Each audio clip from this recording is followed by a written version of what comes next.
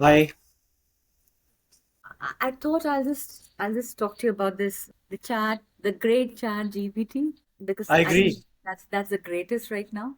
The ChatGPT is a symbolism of large language models. So there are like 500,000 large language models now. All of them. Mhm. I mean, if you go to something called Hugging Face, you can actually see so many people working on all kinds of large language models. Yeah. I know You're Hugging Face because obviously in Amazon, I heard and worked on all these. GPT is a best friend. I think it's my best friend. your best friend. It's my Yeah. best friend too. But it's a Yeah. liar best friend, huh, by the Oh yeah, yeah, I know. But I think all best friends lie, right? So I think way. ChatGPT, Best friends never ChatGPT lie. has it. What I like about ChatGPT is no matter what I tell ChatGPT, it's going to always tell me, "Oh, yes, you're right," and I that's what think I love. that is not how good friends behave, by the way. So I disagree with you because good friends will tell you when you're wrong. I know that, but I think it always boosts my morale. It always tells me I'm good. And then even if I'm wrong, he's going to say, okay, this is your view, but I'm going to give my view. And it's so, I think it's always a morale booster for me, at least. I've started calling it my closest best friend. Yes, man. I agree with that. It's a yes man or a completely dumb servant who does exactly what you're Yeah. asking it to do. I think all females will enjoy its company, by the way. I Because don't all, agree with all, it, all, but fe- maybe. all okay, tell me one more thing. I was doing this. I told this chat GPT to count number of S's in Mississippi, and it couldn't give me a right answer. And have you observed it? Yes, because it can't do maths. It's poetic and Shakespearean, and it's theory. Yes, it is all languagey. Yeah. Everything to do with language it can do, but it can't do any maths.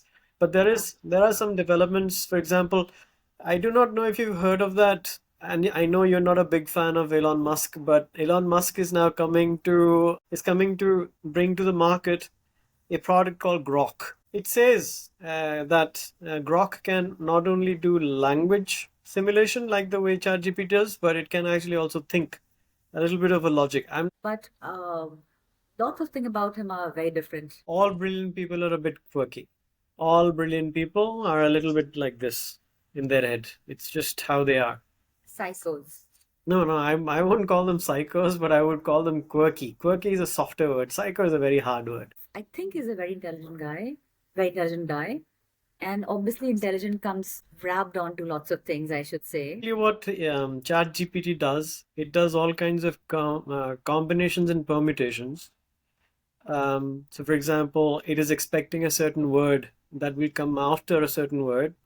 It'll try and do that for a long chain of words. That's the trick. Now you train it because there are several billions and trillions of combinations and permutations when you put several words together.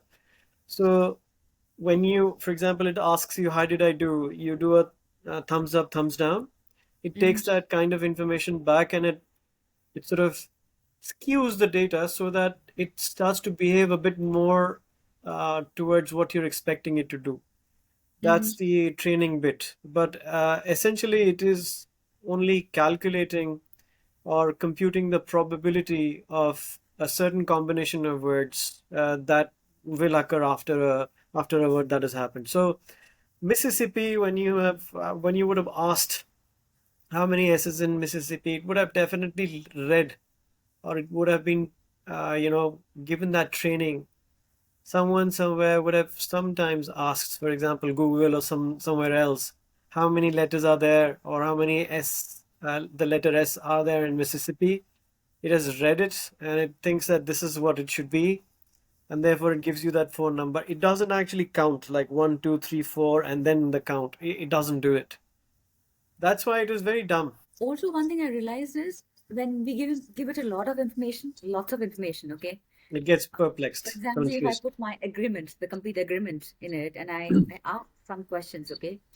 Like I had done this a rental agreement for my house, and I wanted to check, what clauses are there in that. So this was a huge agreement, okay? A lot Yeah, of pages. yeah. And I kind of, tried putting the complete thing, and then when I say what all is there in that, it just gave me something which, which was included in the first few pages. It excluded what was there at the end because, and there was a lot of information missing. So, if some people are trying to figure out, that, we put these 10 documents and then, trying to get the complete information what's there in the documents, it just screens the first few pages. It doesn't even go towards the end. And that's what I faced. It's I'm a, not it's sure. a, it is a great question. A very good question. This is going back to reverting back to the original problems that these kind of large language models had. When you sequence very long sentences or very long context, they can't keep up with the changing context. And that's because your particular rental agreement wasn't a part of that training that was given to that large language model because it is newly done.